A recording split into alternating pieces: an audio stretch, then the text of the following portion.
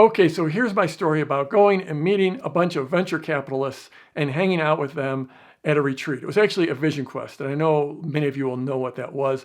My vision quest was an absolutely amazing experience. This happened for me just before COVID, and it was a retreat that's specifically for entrepreneurs and founders.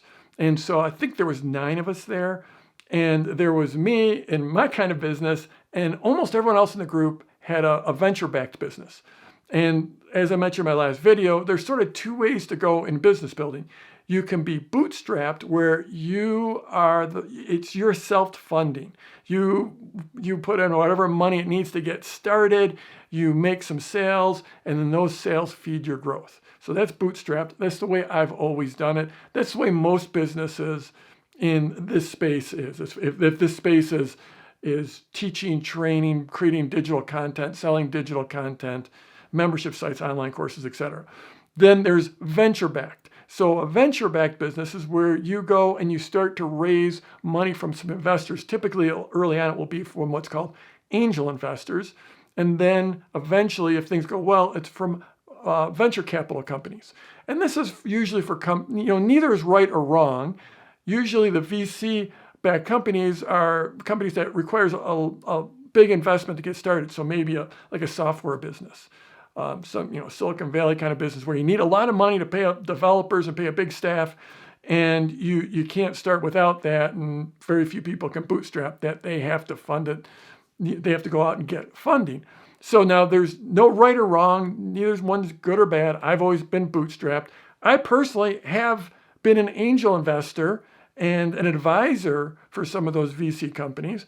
So there's absolutely nothing wrong with it, just 2 different kinds of companies. So I go to this retreat, and most everyone else is venture-backed businesses. And I did have a little bit of, I wouldn't say anxiety, but this thought of like, wow, my business is really different from them. And they sort of have those grown-up businesses where they had to go and raise capital and get big fancy venture capital firms to say, yes, I believe in you, and here's the money. And they have a board of directors, and it seems like more like the grown-up way to go. And oh, by the way, I'm like the oldest person in the room. I'm older by most all of them by 10 years, and some of them by 20 years, and some of them by 30 years. And so I was just like, well, I'm an introvert, right? So I'm going into this feeling like, okay, this is going to be interesting. We're going to see how this goes. And so the first day, that afternoon, we had we split into small groups, and I got to know a few of those folks. And then we had dinner together. And then in the evening, we're sort of sitting around. There's a nice fire. We're sitting around. And all of a sudden, after a little bit, I noticed that everyone's like sitting around me. They're all sitting around me, and they're all asking questions. They want to know about my business and what it's like and what I do in my business, and my team, and just all detail, just all about my business. And I thought, well, that's interesting, because I thought, like, these guys, they got the big fancy businesses. They're the grown-ups in the room. And as the days went on, I came to realize that they all would have liked to trade their businesses for mine, because in their venture-backed companies, most of those, the whole idea is you grow them to sell them, but 90% of them don't make it to the sale. If you make it to the sale, all of a sudden you get a whole bunch of money. Now, you had to give up much of the ownership, much of the equity in your business, so you don't get all the money. You get some sliver of the money, but the idea is eventually you get a big payday. So you grind it out. You work crazy hard. You have to report to the board of directors. So even though it's your company, you still are answering to the board of directors, who have a very real control over the business, because you gave it up in exchange for that venture capital. And so these guys are spending their time answering to the board of directors. They have to get, they want to go to a retreat like this. They have to get the approval of the board of directors. They also have to spend time reporting to the board of directors. They have to spend time reporting to their VCs.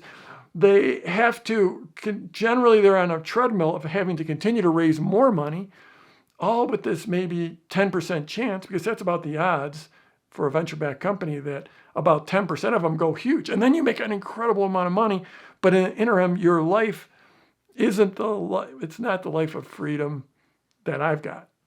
It's not the life of income that I've got, frankly. And so it was very interesting because I went into this situation being the mega introvert and wondering what it was going to be like. And by, at the end of the first day, everyone wants my business.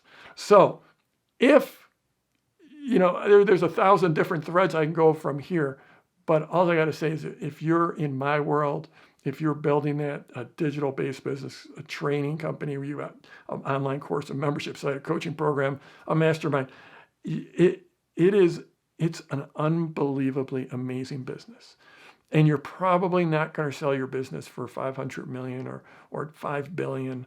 That's just not the path of our types of businesses. Yet the path along the way is pretty amazing. And I thank my lucky stars every single day that I'm in this business and I get to coach people in this business. So I'm Jeff Walker. That's my story of meeting a bunch of really awesome, friendly, amazing VC-backed founders. And let's go get them this week.